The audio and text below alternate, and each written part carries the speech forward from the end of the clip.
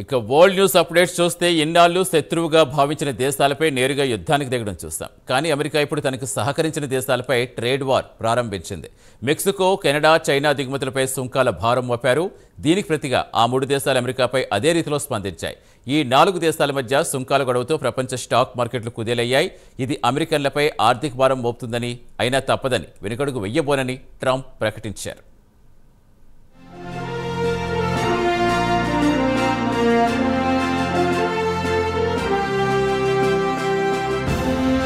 వాణిజ్య రంగంలో ఇతర దేశాలపై అమెరికా అధ్యక్షుడు డొనాల్డ్ ట్రంప్ ప్రకటించిన యుద్ధంతో ప్రపంచవ్యాప్తంగా స్టాక్ మార్కెట్ల లావాదేవీలపై ప్రభావం కనిపించింది. తమ దేశంలోకి డ్రగ్స్ పంపిస్తున్నారంటూ మెక్సికో, కెనడా, చైనాపై ట్రంప్ ఆంక్షలు ప్రకటించారు. దీని ప్రకారం మెక్సికో, కెనడా దిగుమతులపై 25%, చైనాపై 10% సుంకాలు విధించారు. మంగళవారం నుంచి ఈ సుంకాలు అమల్లోకి రానున్నాయి.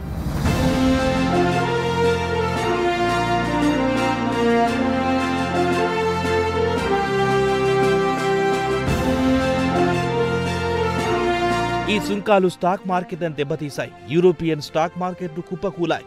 యూరో విలువలు పడిపోయాయి. క్రిప్టో కరెన్సీ కూడా భారీగా దెబ్బతింది. నష్టాల భయంతో ట్రేడర్లు ఆందోళన చెందడంతో ఆసియా మార్కెట్లు కూడా దెబ్బతిన్నాయి. జపాన్ యెన్పై కూడా ట్రంప్ నిర్ణయం తీవ్ర ప్రభావం చూపించింది. ట్రంప్ తీసుకున్న నిర్ణయంపై కెనడా, మెక్సికో దేశాలు ప్రతీకార చర్యలకు దిగాయి. అందులో భాగంగా 155 బిలియన్ కెనడియన్ డాలర్లు విలువైన అమెరికా దిగుమతులపై 25% సుంకం విధిస్తున్నట్టు కెనడా ప్రధాని జస్టిన్ ట్రూడో ప్రకటించారు.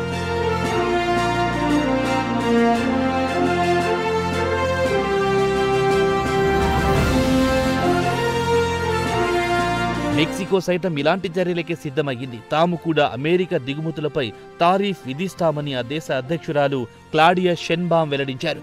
అమెరికా వ్యవహారాన్ని ప్రపంచ వాణిజ్య సంస్థల్లో తేల్చుకుంటామని చైనా హెచ్చరించింది.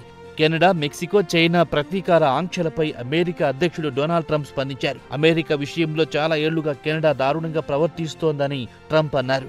అమెరికా బ్యాంకులను కెనడా అనుమతించలేదని ట్రంప్ గుర్తు చేశారు. వ్యవసాయ ఉత్పత్తులను అనుమతించలేదని ట్రంప్ విమర్శించారు.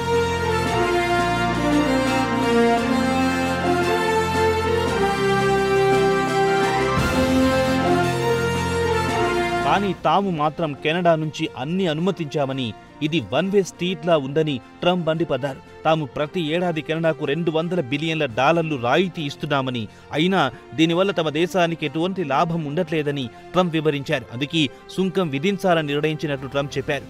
అమెరికన్లపై పన్నుభారం పడొచ్చని ట్రంప్ పేర్కొన్నారు. ధరలు పెరిగే అవకాశం ఉందన్నారు. వాణిజ్య భాగస్వామ్య దేశాలపై సుంకాల పెంపుదలతో అమెరికన్లు ఆర్థిక భారం మోయాల్సి రావచ్చని ట్రంప్ ప్రజలని అప్రమత్తం చేశారు.